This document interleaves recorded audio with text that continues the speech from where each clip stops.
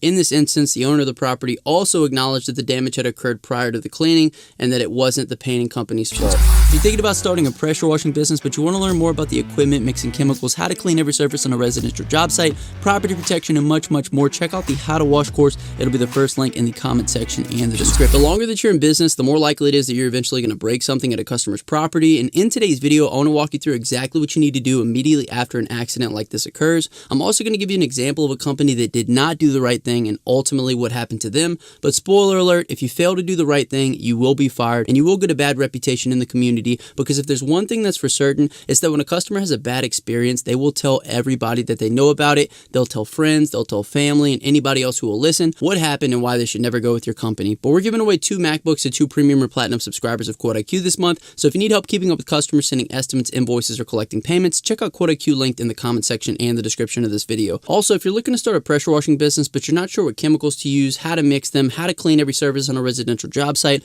property protection, or how to set up your equipment, check out the How to Wash course. It'll be the first link in the comment section and the description of this video. Now, I recently filmed a video documenting a day in the life of a painting company, and in that video, they were pressure washing a commercial building in order to get it prepped for paint. Now, during the pressure washing process, one of the employees thought that he had shattered a glass window to one of the doors around the back side of the building. So while we're riding around, the business owner gets a call from the employee, and we immediately stop what we were doing and head back to the job site. So we're headed back to the first job now. We had an incident. My dad, the back door was already cracked. He was pressure washing. Some made the glass actually shatter completely. So now we're gonna have to have one of those tough conversations that you're gonna have to have in business with your client and figure out how to fix it. So step 1, whenever there's damage at a customer's property, is to diagnose whether or not you caused that damage. And this is the reason why we created the pre-inspection form within QuoteIQ, so that service providers using the app could document any pre-existing damage at the property before any work had been done, eliminating any liability to the company performing the work, because if you're able to prove that the damage was done prior to the cleaning,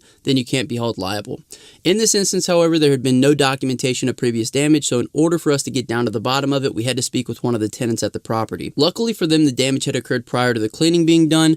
Now, the cleaning may have exacerbated the issue a little bit. However, because one of the tenants at the property was able to confirm that the damage had happened prior, they knew that they would not be held completely liable for it. Now, a lot of service providers would stop here, because what comes next is probably the most uncomfortable part of the entire process, and that is to contact the owner of the property and speak to them directly about the issue. Like I said, I just wanted to inform you. I think the lady told me that she knew already. As I mentioned before, this is why you want to take measures to protect yourself on the front end. However, in this instance, the owner of the property also acknowledged that the damage had occurred prior to the cleaning and that it wasn't the painting company's fault. Yeah, it's not a big, it's no biggie. I just need to find who would replace or put that glass in. And yeah, that's no big issue. So if you ever break something at someone's property, diagnose first if it was pre-existing or not, have measures in place to document pre-existing damage before the cleaning, and even if you're unsure, immediately contact the homeowner, no matter how uncomfortable it may be, and explain the situation in order to get out in front of it and get the issue resolved as quickly as possible. Now, Mike was telling me about a similar situation that happened with the company that was cleaning his house.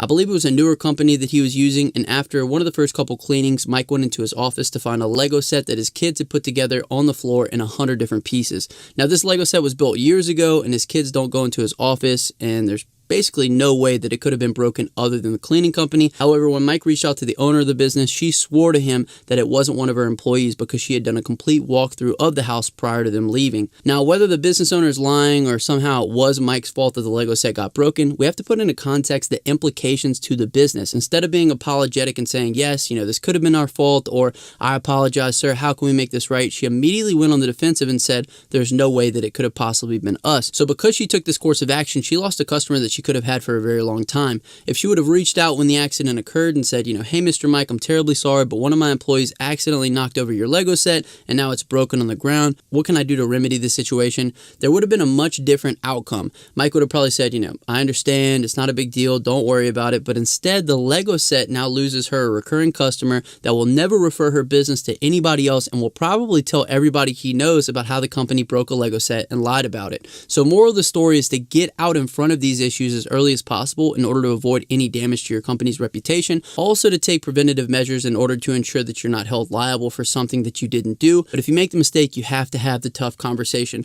And that's going to be the word of the day. If you made it this far in the video, comment down below tough conversation and I will hashtag you a real one. My name is Justin. This is Forever Self-Employed. Check out QuoteIQ. Check out How to Wash. And until next time, hustle hard and get that money, baby. Peace.